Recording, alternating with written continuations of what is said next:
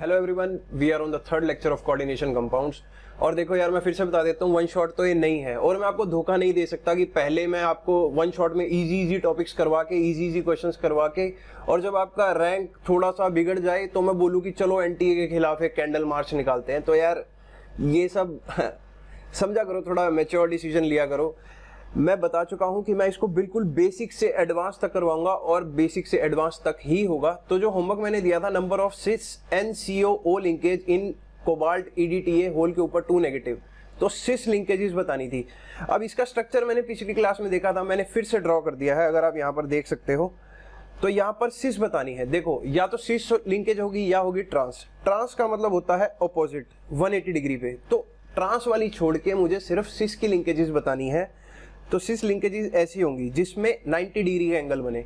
अब कोई बच्चा कहेगा कि सर ये तो मेरे को नहीं लग रहा 90 डिग्री, तो भाई ऑक्टाहेड्रल को इमेजिन करो, 4 बॉन्ड्स प्लेन में है, एक ऊपर है और एक नीचे है। तो या तो इसमें 180 डिग्री एंगल होगा या सभी के बीच में कैसा होगा 90 डिग्री। तो मैं एक बार लिंकेजेस लिख दी है मैंने यहाँ पे आपके लिए।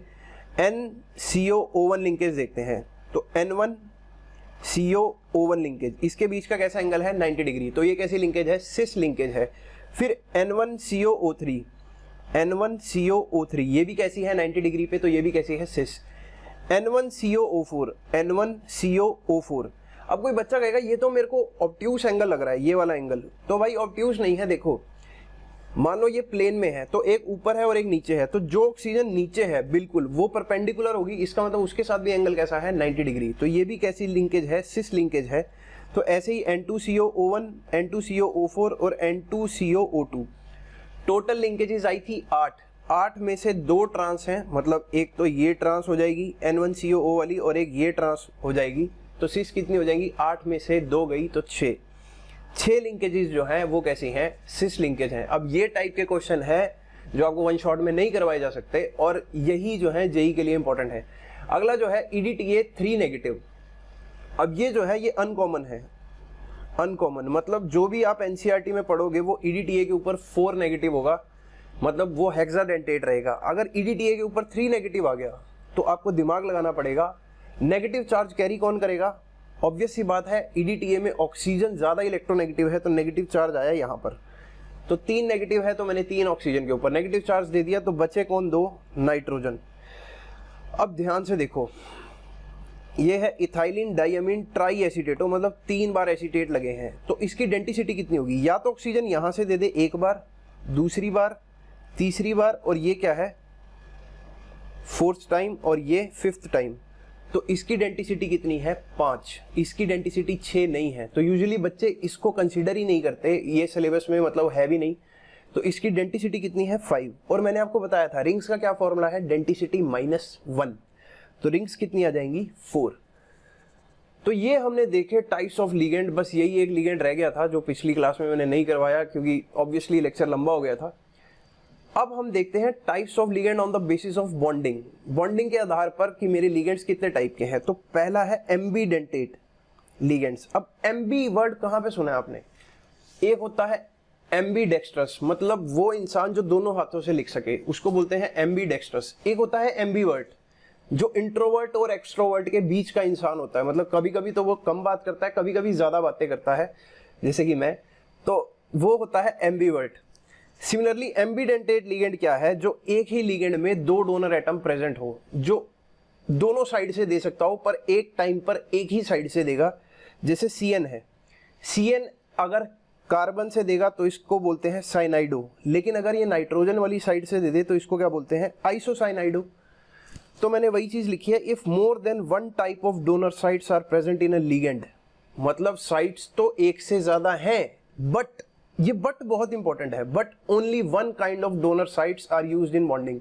लेकिन एक बार में सिर्फ एक ही डोनर एटम यूज होगा, but only 1 kind of donor sites are used in bonding. तो ये बहुत इंपॉर्टेंट है। अगर C से दे रहा है तो साइनाइडो, N से दे रहा है तो आइसोसाइनाइडो। तो ऐसे ही होता है नाइट्रो, और अगर ऑक्सीजन से दे दे तो क्या होता है? ऑर्थोनाइट्रो। तो ये सारे लिगेंड्स कैसे हैं? एम्बीडेंटेट। अब आपके लिए क्वेश्चन है, मैंने वैसे टिक क्रॉस लगा रखे हैं, which of the following will act as ambidentate ligand? कौन सा एम्बीडेंटेट लिगेंड की तरह काम करेगा? तो सबसे पहले उठाता हूं मैं NO3 नेगेटिव, नाइट्रेटो। नाइट्रेटों में क्या है, अगर आप यहाँ पे ध्यान से देखो, एक ऑक्सीजन पर नेगेटिव है, एक ऑक्सीजन के साथ डेटिव बॉन्ड है, और ये क्या है, डबल बॉन्ड हो। अब ये ऑक्सीजन से तो दे सकता है लेकिन नाइट्रोजन से कभी भी नहीं दे पाएगा। क्या रीजन है इसका? नाइट्रोजन ऑलरेडी 4 बॉन्ड बनाकर बैठा है। जब 4 बॉन्ड बन चुकी हैं, इसका मतलब नाइट्रोजन पर कोई भी लोन पेयर नहीं है जिसको वो डोनेट कर सके, तो ये एम्बीडेंटेट नहीं है, ये सिर्फ और सिर्फ ऑक्सीजन से ही दे पाएगा। अगला है SO4 2 नेगेटिव सल्फेट। इसमें भी अगर आप देखोगे तो O और यहाँ पर एक ऑक्सीजन पर नेगेटिव, दूसरे ऑक्सीजन पर नेगेटिव। अब कोई कहेगा सर ऑक्सीजन से दे देगा, बिल्कुल दे देगा। सल्फर से देगा? नहीं देगा। रीजन क्या है? सल्फर के वैलेंस इलेक्ट्रॉन कितने होते हैं? 6, 2, 8, 6। और देखो 1, 2, 3, 4, 5 और 6 के 6 यूज हो रखे हैं बॉन्डिंग में, तो कोई लोन पेयर बचा ही नहीं, तो सल्फर नहीं दे पाएगा, तो ये भी एम्बीडेंटेट नहीं है। हाँ, SO3 2 नेगेटिव की अगर बात करूं सल्फाइट की, तो यहाँ देखो, तो लिगेंड के नाम में तो सल्फाइटो आएगा। अब मैं यहाँ पे देखता हूँ, यहाँ पर सल्फर के पास एक लोन पेयर है, तो ऑक्सीजन से भी कर सकता है और सल्फर से भी कर सकता है, इसीलिए ये कैसा है? Ambidentate ligand.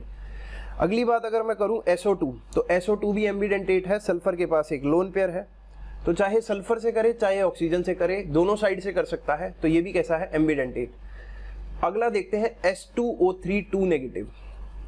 देखो H2O3 2 नेगेटिव जो है मैं पहले लेक्चर में भी पढ़ा चुका हूं। यहाँ पे इस सल्फर के पास लोन पेयर है, तो यहाँ से भी कर सकता है और ऑक्सीजन से भी कर सकता है, तो ये भी कैसा है? एम्बीडेंटेट। कोई पूछ ले कि बीच वाला सल्फर डोनेट करेगा? ये नहीं करेगा।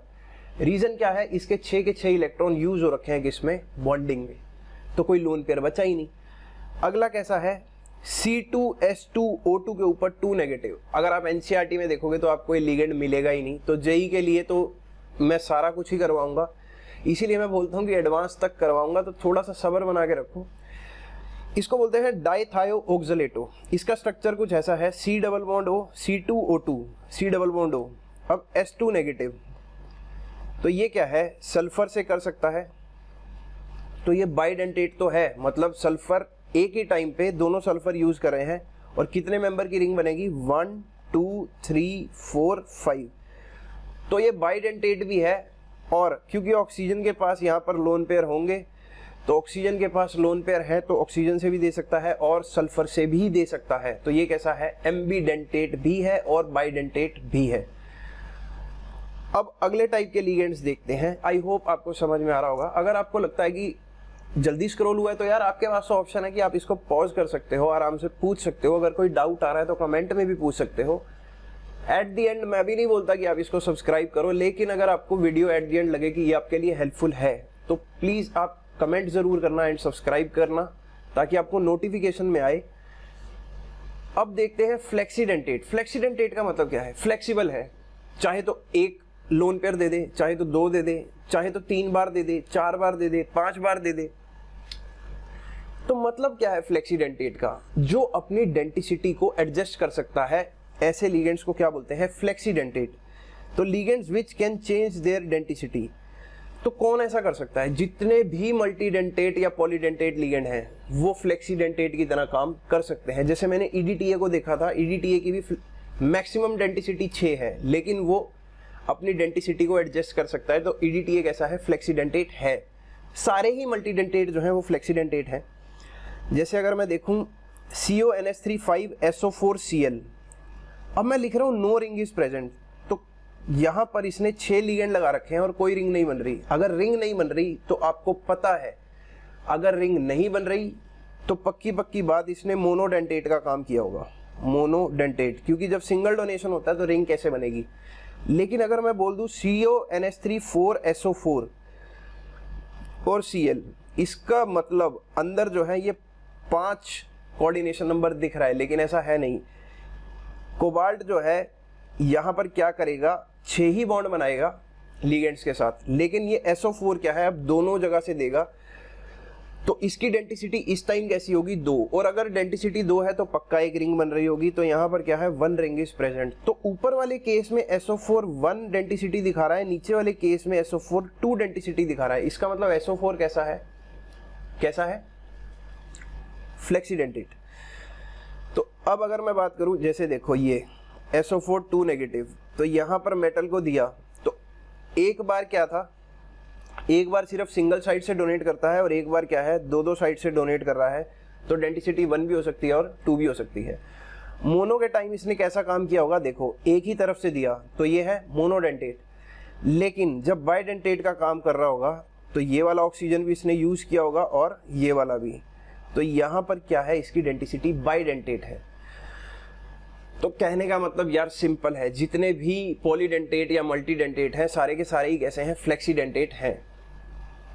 अब एक नया टॉपिक शुरू करते हैं, कोऑर्डिनेशन नंबर। कोऑर्डिनेशन नंबर क्या होता है, मेटल और लिगेंड के बीच में कौन सी बॉन्ड बन रही है, कोऑर्डिनेट बॉन्ड। लिगेंड मेटल को इलेक्ट्रॉन ट्रांसफर कर रहा है, तो जितने sigma bond ligand to metal बनेंगे वो सारे के सारे किस में गिने जाएंगे, कोऑर्डिनेशन नंबर में। तो नंबर ऑफ सिग्मा बॉन्ड्स, या मैं ब्रैकेट में लिखूं coordinate bonds formed between central metal and all the ligand. जितने भी लिगेंड हैं, जितनी भी सिग्मा बॉन्ड बन रही हैं मेटल के साथ, वही क्या होगा मेटल का कोऑर्डिनेशन नंबर। कैसे निकालते हैं, देखो किसी भी लिगेंड की आपको डेंसिटी पता होगी, ऑब्वियस सी बात है, जैसे Cl नेगेटिव है डेंसिटी 1 है, और अगर मुझे स्ट्रक्चर दिख जाएगा तो सबसे बढ़िया बात है, मुझे डेंसिटी पता ही लग जाएगी। तो डेंसिटी को अगर मैं नंबर ऑफ लिगेंड से मल्टीप्लाई कर दूं, जैसे अगर मैं बोलूं क्लोराइड एक सिंगल बॉन्ड बना रहा है, एक कोऑर्डिनेट बॉन्ड बना रहा है और 6 क्लोराइड लगे हुए हैं, तो सिंपल सी बात है उसकी डेंसिटी सिंगल है और 6 बार लगा हुआ है, तो 6 सिग्मा बॉन्ड बनेगी मेटल के साथ, तो कोऑर्डिनेशन नंबर कितना हो जाएगा मेटल का, 6। सिंपल सी बात है। चलो क्वेश्चन से देखते हैं कि कैसे मैं कोऑर्डिनेशन नंबर निकाल सकता हूँ। ऑक्सीडेशन स्टेट तो आप सभी निकाल सकते हो, तो क्वेश्चन है find oxidation state and coordination number of central metal. तो कोबाल्ट की निकालनी है तो इसको एक्स सेलेक्ट कर लिया। अब अमोनिया कैसा है, न्यूट्रल लिगेंड, मतलब इस पे 0 चार्ज होता है, 2 क्लोरीन पे या 2 क्लोराइड पे -2, होल के ऊपर कितना है +1, तो x की वैल्यू कितनी आएगी, -2 उधर जाके +2 हो जाएगा, तो +3। अब कोऑर्डिनेशन नंबर कैसे निकालते हैं, ध्यान से देखो। NH3 पे एक लोन पेयर होता है जो ये इसको डोनेट करेगा, एक NH3 एक सिग्मा बॉन्ड बनाएगा, तो 4 कितने बना लेंगे, 4 बॉन्ड्स। तो NH3 की डेंसिटी 1 थी, multiplied by number of ligands, कितने NH3 थे, 4 थे, प्लस क्लोराइड की डेंसिटी कितनी है, 1 ही है, मल्टीप्लाइड बाय कितने क्लोराइड हैं, 2 क्लोराइड हैं, तो मल्टीप्लाइड बाय 2, तो 4 + 2 कितना आएगा, 6। तो मेटल का कोऑर्डिनेशन नंबर कितना हो जाएगा, 6। अब कोबाल्ट ऑक्सीलेटो ट्वाइस Cl2, मतलब क्लोरीन भी जो है 2 बार है, क्लोराइड भी 2 बार है, ऑक्सीलेट भी 2 बार है, होल पे 3 नेगेटिव है। सबसे पहले ऑक्सीडेशन नंबर निकालते हैं। कोबाल्ट का एक्स सेलेक्ट कर लिया, एक ऑक्सीलेट पे कितना चार्ज होता है, देखो COO नेगेटिव, COO नेगेटिव, तो एक ऑक्सीलेट पे 2 नेगेटिव चार्ज होता है, तो मैंने लिखा -2 मल्टीप्लाइड बाय कितने ऑक्सीलेट हैं, 2 ऑक्सीलेट हैं, -2 मल्टीप्लाइड बाय 2, प्लस क्लोरीन पे कितना होता है, क्लोराइड आयन 1, -1 मल्टीप्लाइड बाय कितने क्लोराइड हैं, 2, तो इज इक्वल टू कितना आएगा, टोटल चार्ज है -3, तो x की वैल्यू कितनी आ जाएगी जब सॉल्व करोगे, +3। मतलब इसका ऑक्सीडेशन स्टेट तो +3 है। अब अगर मुझे कोऑर्डिनेशन नंबर देखना है तो कैसे देखूं, ऑक्सीलेट की डेंसिटी कितनी है, COO नेगेटिव, COO नेगेटिव, ये मेटल को ऐसे डोनेट करता है, कितनी सिग्मा बॉन्ड बनेंगी, 2, तो 2 सिग्मा बॉन्ड बनती है, या 2 डेंसिटी है मल्टीप्लाइड बाय कितने ऑक्सीलेट हैं, 2, तो 2 मल्टीप्लाइड बाय 2 4, प्लस क्लोराइड की डेंसिटी है 1 मल्टीप्लाइड बाय कितने क्लोराइड है, 2, तो 4 + 2 कितना आ गया यहाँ से, 6। तो कोऑर्डिनेशन नंबर यहाँ भी कितना है, 6। कोई बच्चे को अगर आदत है 2 + 2 देख के 4 आंसर रिपोर्ट करने की, तो गलत हो जाएगा भाई, आपको डेंसिटी देखनी आनी चाहिए। और मैंने पिछले लेक्चर्स में बड़ी तसल्ली से आपको डेंसिटी निकालना सिखाया है। अगला जो है देखते हैं एक और एग्जाम्पल। तो क्वेश्चंस जितने ज़्यादा करेंगे उतना ही रैंक अच्छा आएगा। मैं आपको एक एग्जाम्पल देता हूँ। अगर आपने 100 क्वेश्चन ऑलरेडी कर रखे हैं कोऑर्डिनेशन के और आप एग्जाम में गए तो आपको 101वां क्वेश्चन आ गया जो बिल्कुल अलग है, तो आप अपने 100 का एक्सपीरियंस अप्लाई करोगे उस एक क्वेश्चन पे। मान लो आप घर से ही 5 क्वेश्चन करके गए हो प्रैक्टिस में और वहां पर एक नया क्वेश्चन आ गया, तो आपको सिर्फ 5 ही क्वेश्चन करने का एक्सपीरियंस था। इसका मतलब आपसे वो क्वेश्चन नहीं होने वाला, फिर आप देखते रहो, 1 शॉट हो जाएगा काम। अब इसको तोड़ूंगा तो क्या आएगा, Na पॉजिटिव प्लस CO4 के ऊपर 1 नेगेटिव। सबसे पहले ऑक्सीडेशन स्टेट निकालते हैं। एक्सलेट किया, CO पे 0 चार्ज होता है तो 0, होल पे कितना है -1, तो X की वैल्यू आ गई -1। तो बिल्कुल कोई दिक्कत नहीं है, मेटल के ऊपर अगर ऑक्सीडेशन स्टेट -1 आ रहा है कोई भी प्रॉब्लम नहीं है। अब कोऑर्डिनेशन नंबर कैसे आएगा, CO जो है इसका स्ट्रक्चर होता है कुछ ऐसा, डोनेट करता है कार्बोनिल मतलब कार्बन, तो यहां से इसका कोऑर्डिनेशन नंबर कैसे आएगा, डेंसिटी कितनी है 1, एक ही लोन पेयर डोनेट करता है, मल्टीप्लाइड बाय कितने CO लगे हुए हैं 4, तो 1 मल्टीप्लाइड बाय 4 कितना हो जाएगा 4, तो कोऑर्डिनेशन नंबर कितना आया 4। अब ये करते हैं KPtCl3 πC2H4 होल के ऊपर 1 नेगेटिव। अब ये जो है बेसिकली जी सॉल्ट में आप पढ़ोगे, जी सॉल्ट खैर आगे भी पढ़ाऊंगा। तो यहाँ पर क्या है, पहले तो ऑक्सीडेशन स्टेट निकालते हैं। प्लेटिनम की एक्सलेट करी, 3 क्लोरीन है तो 3 क्लोराइड है तो -3 प्लस इथीन के ऊपर कोई चार्ज होता है क्या, नहीं होता, तो +0 होल के ऊपर कितना है -1, तो x की वैल्यू कितनी आएगी -3 इधर जाके +3 हो गया, 3 - 1 +2, तो प्लेटिनम आ गया +2 ऑक्सीडेशन स्टेट में। अब अगर मैं कोऑर्डिनेशन नंबर की बात करूं, क्लोराइड की डेंसिटी है 1, तो 1 मल्टीप्लाइड बाय कितने क्लोराइड हैं 3 है सर, प्लस अब ये C2H4 की डेंसिटी कैसे देखें, देखो C2H4 जो है ये पाई डोनर है, मतलब ये पाई बॉन्ड से डोनेट करता है। तो मैंने इथीन बनाया, ये अपनी पाई बॉन्ड से इलेक्ट्रॉन डोनेट करेगा, तो मतलब एक सिग्मा बॉन्ड बनाएगा, तो एक बनाएगा, डेंसिटी 1 है, मल्टीप्लाइड बाय C2H4 है कितने, एक ही है, तो 1 मल्टीप्लाइड बाय 1, तो कोऑर्डिनेशन नंबर कितना आया 4, 3 + 1 4।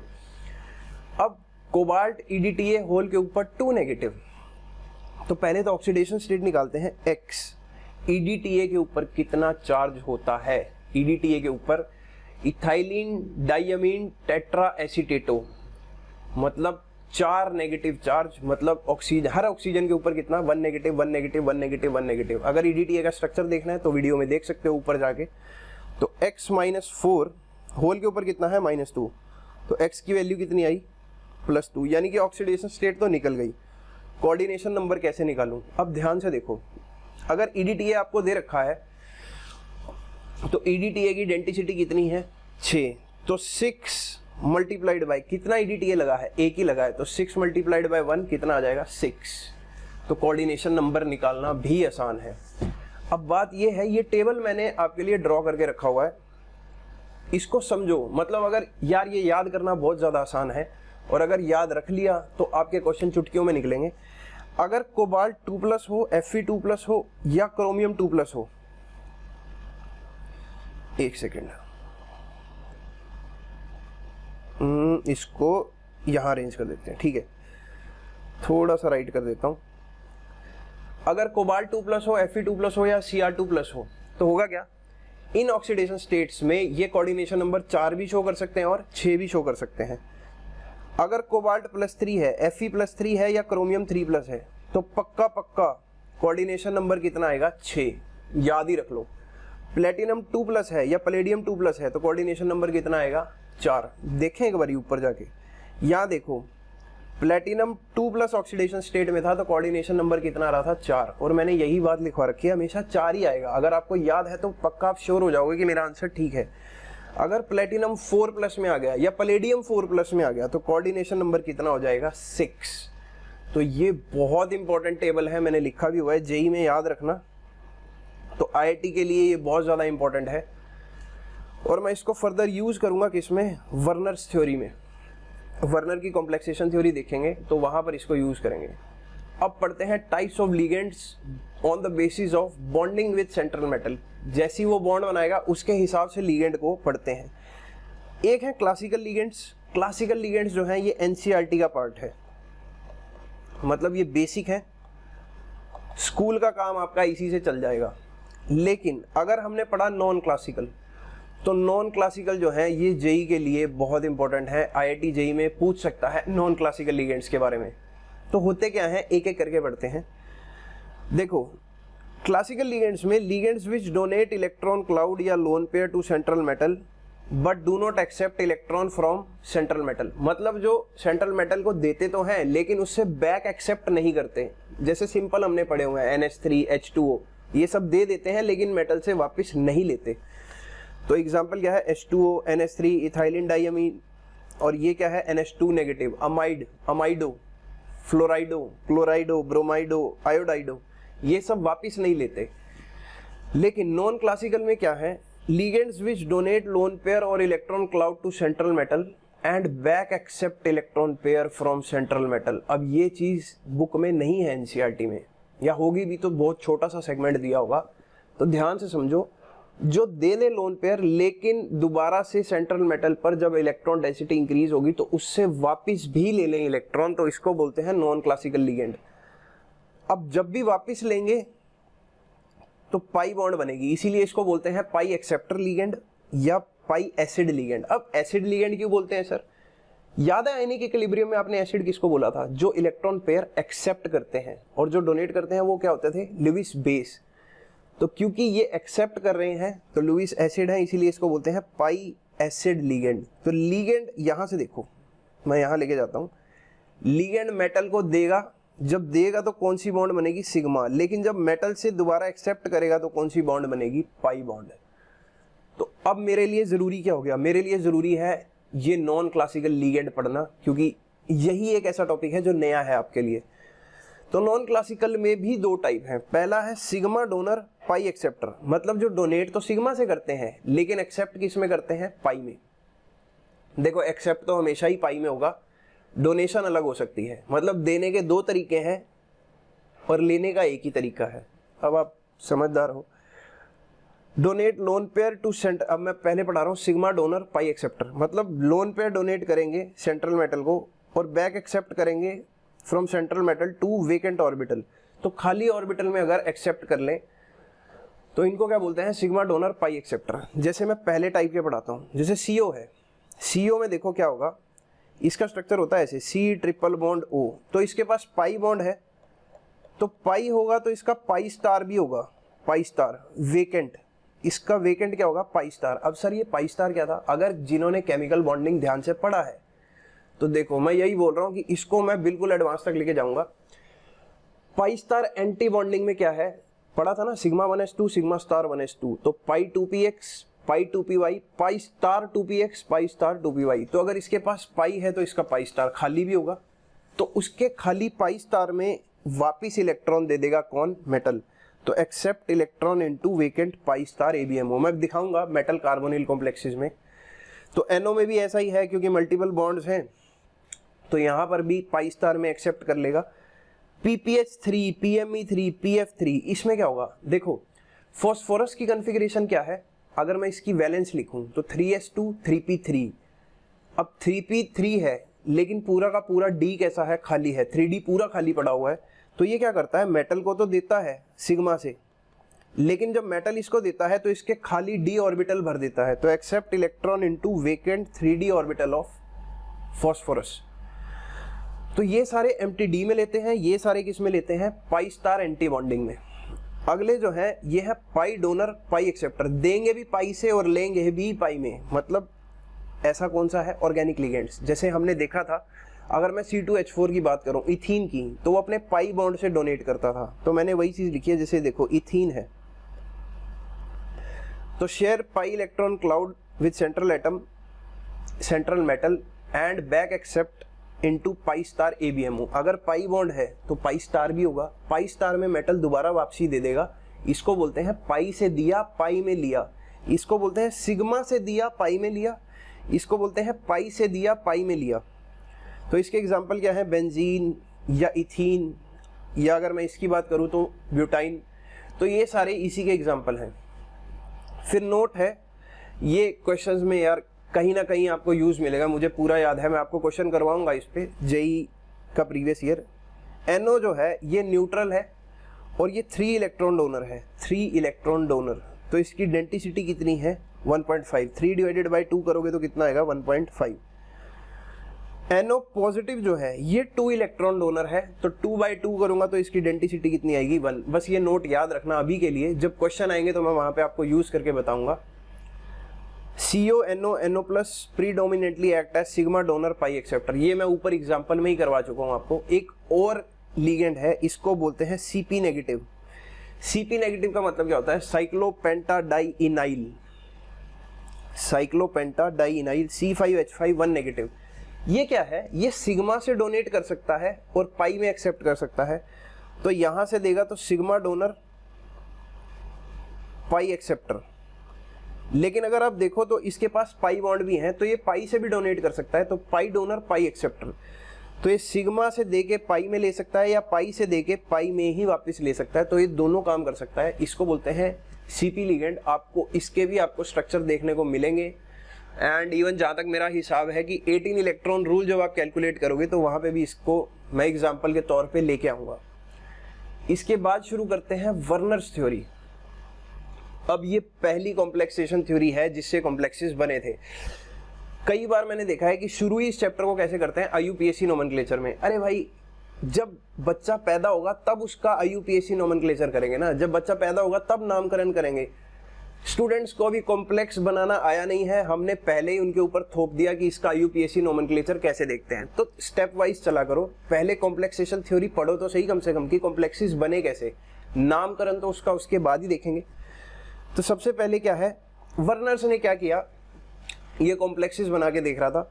तो सबसे पहले क्या किया, इसमें COCl3 और उसके साथ 6 NH3 लगा के देखे। तो इसके पास लीगेंड क्या बना, CONH3 मतलब 6 बार तो अमोनिया लग गए as a form of ligand. और साथ में क्या है, Cl3 बाहर आयोनाइजेबल पार्ट में। तो CONH3 Cl3 ये कॉम्प्लेक्स मिला। जब इसने COCl3.5NH3 का कॉम्प्लेक्सेशन किया तो कॉम्प्लेक्सेशन कैसा हुआ, CONH3 5 NH3 आए, एक Cl अंदर आ गया, 2 Cl2 बाहर चले गए। अभी मैं बताता हूं कि उसको पेपर पे थोड़ी ना पता चलेगा, उसको कैसे पता लगा होगा इसके भी बारे में आपको बताऊंगा। COCl3.4NH3 का जब किया तो CONH3 4, अब Cl2 अंदर आ गए और एक Cl बाहर चला गया। जब COCl3.3NH3 का करवाया तो CONH3 थ्राइस 3 बार ये हुआ और Cl3 अंदर आए और कोई भी Cl बाहर नहीं रहा। इसका मतलब क्या है, इसको पता कैसे लगा होगा ये चीज, ऐसा तो है नहीं कि वो कुछ बना के देख रहा था और पेपर पे ही पूरी की पूरी रिसर्च कर दी। देखो इसके बारे में कैसे इंफॉर्मेशन मिली होगी, अगर इसको आयंस में तोड़ूंगा तो 4 आयंस मिलेंगे, 3 इसके और 1 इसका, तो 4 आयंस की इलेक्ट्रिकल कंडक्टिविटी कुछ होगी। इसको अगर तोड़ूंगा तो 2 आयन इसके प्लस, मतलब देखो 2 इसके मिलेंगे, 1 इसका मिलेगा, तो 2 + 1 3, ऊपर मिल रहे थे मुझे 4, तो 3 वालों की कंडक्टिविटी और कम हो गई। इसको तोड़ूंगा तो 2 ही आयन मिलेंगे, एक Cl का और एक इसका, तो 2 ही मिले, इलेक्ट्रिकल कंडक्टिविटी और कम होगी। और इसमें तो कुछ भी आयनाइजेबल पार्ट नहीं है, तो इलेक्ट्रिकल कंडक्टिविटी बहुत ही मिनिमम रही होगी। तो यहाँ से वर्नर को पता लगा कि कुछ तो कॉम्प्लेक्सेशन में झोल हो रहा है। तो उसने 2 बातें बोली कि 2 तरह की वैलेंसी होती हैं। सेंट्रल मेटल जो है 2 तरह की वैलेंसी पोजेस करता है, एक को बोला गया प्राइमरी वैलेंसी और दूसरी को बोला उसने सेकेंडरी वैलेंसी। प्राइमरी वैलेंसी को उसने बोला कि प्राइमरी वैलेंसी होती है = oxidation state of central metal. मैं एक बार ही निकाल के दिखाता हूँ इसकी ऑक्सीडेशन स्टेट्स। तो अगर हम यहाँ पे देखना शुरू करें, इसमें देखते हैं कोबाल्ट की X + 0, क्योंकि NH3 पे तो कुछ भी नहीं है। होल के ऊपर कितना चार्ज आएगा, +3, क्योंकि 3 Cl नेगेटिव हैं तो कॉम्प्लेक्स के ऊपर कितना आएगा, +3, तो X की वैल्यू आ गई +3। इस पे कैलकुलेट करें, X + 0 - 1, होल के ऊपर कितना आएगा, +2, तो इसकी भी वैल्यू कितनी आई, X = +3। अब कोई यही नहीं समझ पा रहा कि होल के ऊपर +2 कैसे है, तो भाई क्रॉस मल्टीप्लाई करके देख लो ना, Cl2 का 2 जब ऊपर जाएगा तो +2 आएगा। अब अगर इसमें मैं कैलकुलेट करूं तो कोबाल्ट की X मान लो +0, 2 क्लोराइड की -2 और होल के ऊपर क्रॉस मल्टीप्लाई करोगे तो +1, तो इसमें भी X की वैल्यू कितनी आ रही है, +3। इसमें अगर कैलकुलेट करूंगा तो X + 0 - 3 = 0, तो इसमें भी X की वैल्यू कितनी आ रही है, +3। तो उसने देखा कि प्राइमरी वैलेंसी जो है ये तो है ऑक्सीडेशन स्टेट से, primary valency = oxidation state of central metal. और सेकेंडरी वैलेंसी अगर मैं देखूं तो वो = आती है कोऑर्डिनेशन नंबर के। सभी में कोऑर्डिनेशन नंबर निकालना, इसमें 6 है, इसमें 5 और 1 6 है, इसमें 4 और 2 6 है, इसमें 3 और 3 6 है। यानी कि सेकेंडरी वैलेंसी किससे पता लगी, कोऑर्डिनेशन नंबर से। मैं आपसे सवाल करता हूं, एक बार वीडियो पॉज करके कमेंट करना कि कौन सी वैलेंसी आयोनाइजेबल है, प्राइमरी वैलेंसी या सेकेंडरी वैलेंसी।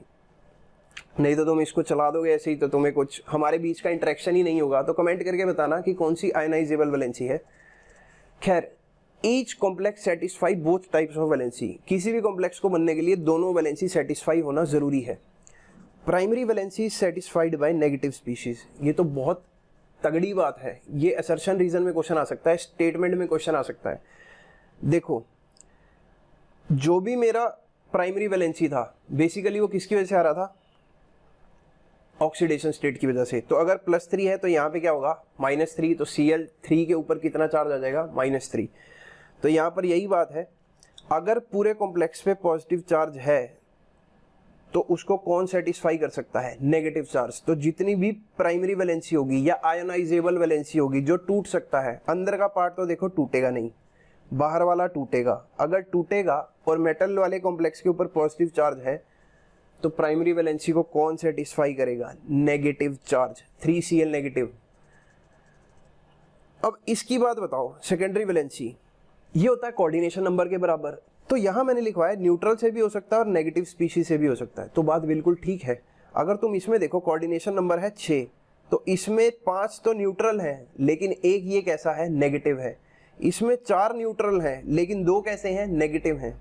इसमें 3 न्यूट्रल हैं और 3 कैसे हैं, नेगेटिव हैं। तो सेकेंडरी वैलेंसी को न्यूट्रल भी न्यूट्रलाइज कर सकता है, मतलब सेटिस्फाई कर सकता है, और अनायनिक भी, दोनों कर सकते हैं। तो secondary valency satisfied by neutral और नेगेटिव स्पीशीज। फिर लास्ट बात है, primary valency is ionisable and secondary is non ionisable. मतलब जो ब्रैकेट के अंदर होता है वो तो नहीं टूटता, बाहर वाला टूट जाता है। तो प्राइमरी वैलेंसी जो है वो आयनाइज हो जाएगी, सेकेंडरी नहीं होगी। एक और पॉइंट है, अगर मैं तुमसे पूछूं, कमेंट करके बताना, जो प्राइमरी वैलेंसी है वो डायरेक्शनल होगी या नॉन डायरेक्शनल। तो सोचो इस बात को। प्राइमरी का मतलब है टूट जाना, टूटेगा पॉजिटिव और नेगेटिव चार्ज में। तो पॉजिटिव और नेगेटिव कैसे अट्रैक्ट करते हैं, क्या सिर्फ यहीं से अट्रैक्ट करेगा, नहीं, यहां से भी कर सकता है, यहां से भी कर सकता है, यहां से भी कर सकता है, यहां से भी कर सकता है, नीचे से भी कर सकता है, पूरे 360 में कहीं से भी अट्रैक्ट कर सकता है। तो ये कैसी हुई, नॉन डायरेक्शनल, नॉन डायरेक्शनल। लेकिन सेकेंडरी वैलेंसी जो है वो स्ट्रक्चर डिफाइन करती है। मतलब कोऑर्डिनेशन नंबर 6 है तो केमिकल बॉन्डिंग में 6 कोऑर्डिनेशन नंबर कैसी शेप देगी, ऑक्टाहेड्रल। तो ऑक्टाहेड्रल तो अपने आप में ही एक शेप है, इसका मतलब सेकेंडरी वैलेंसी कैसी है, ये डायरेक्शनल है। ऐसा तो नहीं है ना कि ऑक्टाहेड्रल को ऐसे लिख सकता हूँ 1 2 3 4 5 6, कहीं से भी 6 बना दिए, नहीं, फिक्स होता है। तो primary valency is non directional while secondary valency is directional. इसके बाद डायरेक्शन होती है। और ज्योमेट्री कैसे डिसाइड होगी, सेकेंडरी वैलेंसी से, जिसके पास डायरेक्शन होगी। तो प्राइमरी वैलेंसी कभी भी डायरेक्शन डिसाइड नहीं करेगी, क्योंकि उसको तो कहीं से भी खिंचाव महसूस हो सकता है, पॉजिटिव नेगेटिव को कहीं से भी खींच सकता है। लेकिन लीगेंड जो है वो हमेशा एक डायरेक्शन से आएंगे, और लीगेंड जो आते हैं वो कोऑर्डिनेशन नंबर में आते हैं, और कोऑर्डिनेशन नंबर जो है वो सेकेंडरी वैलेंसी डिसाइड होती है उससे। जैसे अगर मैं बात करूं COCl3.6NH3, इससे जो कॉम्प्लेक्स बनेगा वो कुछ ऐसा ही बनेगा, CONH3 और यहाँ पे क्या है, Cl3। तो इसका मतलब x की वैल्यू कितनी आएगी, देखो इसको एक्सलेट कर लिया, x -3 plus 6 into 0 is equal to 0। तो x की वैल्यू कितनी आई, +3। इसका मतलब ऑक्सीडेशन स्टेट है +3। ऑक्सीडेशन स्टेट क्या बताता है, प्राइमरी वैलेंसी। तो प्राइमरी वैलेंसी भी क्या है, +3। कितने लिगेंड्स लगे हैं, 6 लिगेंड्स। तो कोऑर्डिनेशन नंबर भी कितना है, 6। तो इसका मतलब सेकेंडरी वैलेंसी की वैल्यू कितनी आई है, 6। तो इससे कॉम्प्लेक्स बनाया, कोऑर्डिनेशन नंबर 6 है। अब ध्यान से देखो, प्राइमरी वैलेंसी को कौन सेटिस्फाई करता है, नेगेटिव स्पीशीज। तो 3Cl नेगेटिव ने ही सेटिस्फाई किया है, 3Cl negative satisfy only primary valency. और 6 के 6 कोऑर्डिनेशन नंबर को कौन सेटिस्फाई कर रहा है, NH3। तो ये न्यूट्रल है, 6NH3 satisfy only secondary valency. थोड़ा सा टफ लेते हैं एग्जांपल। अगर COCl3.5NH3 आ गया आपके पास, तो यहां पर क्या होगा, सबसे पहले तो ऑक्सीडेशन स्टेट निकालो, x लेट करी, x -3 plus 0, 5 times 0 is equal to 0 is equal to whole के ऊपर कितना चार्ज है, 0। तो x की वैल्यू यहां भी कितनी आई, +3। तो कोबाल्ट अभी भी +3 में है, मतलब इसका ऑक्सीडेशन स्टेट +3 है। तो प्राइमरी वैलेंसी भी कितनी आई, 3।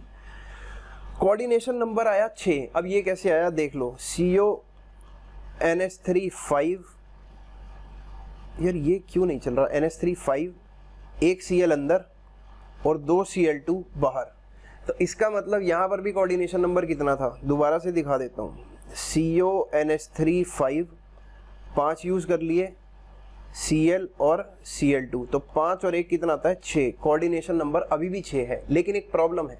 प्रॉब्लम क्या, मतलब एक फीचर है, जो बाहर 2 Cl थे वो सिर्फ प्राइमरी वैलेंसी को सेटिस्फाई कर रहे हैं, क्योंकि प्राइमरी वैलेंसी सेटिस्फाई होती है नेगेटिव स्पीशीज से।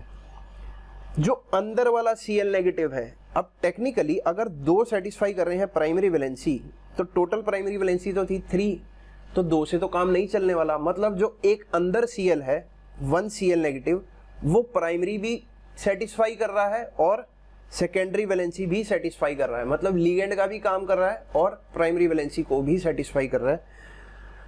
और जो अंदर के 5 NH3 हैं जो कि न्यूट्रल हैं, वो सिर्फ सेकेंडरी वैलेंसी को ही सेटिस्फाई करेंगे, क्योंकि सेकेंडरी वैलेंसी या तो न्यूट्रल से होगी या अनायनिक से होगी। तो जितने भी लिगेंड्स अंदर हैं या जो कोऑर्डिनेशन नंबर में आ रहे हैं वो सेटिस्फाई करेंगे सेकेंडरी वैलेंसी को। आई होप यार ये बात क्लियर होगी। अगर समझ में आया तो कमेंट करके ज़रूर बताना। तो 2 Cl नेगेटिव आर आयनाइजेबल, बिल्कुल, क्योंकि जो बाहर थे वही आयनाइज हो सकते हैं। 1 Cl negative is non ionisable, मतलब जो अंदर है वो नहीं टूट सकता। एक क्वेश्चन देता हूं होमवर्क के लिए, बस आज का लेक्चर यहीं पे खत्म करेंगे। Cobalt 3 positive Cl negative H2O forms a complex in such a way, इस तरह के मैनर में करता है that it produces 3 mole ions, 3 mole ions के बनाता है। Identify the complex. जेई का क्वेश्चन है, आपको बताना है कि कॉम्प्लेक्स कौन सा बनेगा, ए बनेगा, बी बनेगा, सी बनेगा या डी बनेगा। मैं आपको हिंट दे देता हूँ। हिंट में पहले क्या है, आप हर कॉम्प्लेक्स का ऑक्सीडेशन स्टेट निकालना, ऑक्सीडेशन स्टेट निकालने के बाद कोऑर्डिनेशन नंबर निकालना, तो आपको क्लियर हो जाएगा कि इनमें से कौन सा कॉम्प्लेक्स बनेगा। जो भी आपका आंसर आएगा आप कमेंट सेक्शन में बताना, फिर हम उसको डिस्कस करेंगे। अगर किसी बच्चे का गलत आएगा तो मैं उसको रिप्लाई करूंगा कि भाई तेरा गलत है, और फिर उसको डिस्कस करेंगे। तो आई होप आपको ये वीडियो अच्छा लगा होगा, और क्योंकि डिटेल्ड है तो मैं वही बोलता हूँ, 1 शॉट में तो करवाने का बेनिफिट है ही नहीं। तो ऐसे ही चैनल को सब्सक्राइब कर लो, क्योंकि नोटिफिकेशन आएगी, आपको पता लग जाएगा कि मैंने वीडियो डाली है, और वीडियो आपके लिए हेल्पफुल ही होगी। आपका रैंक अच्छा आना चाहिए, और तो क्या ही है। तो मिलते हैं आपसे नेक्स्ट वीडियो में। कमेंट करना, लाइक करना और अपने दोस्तों के साथ शेयर करना।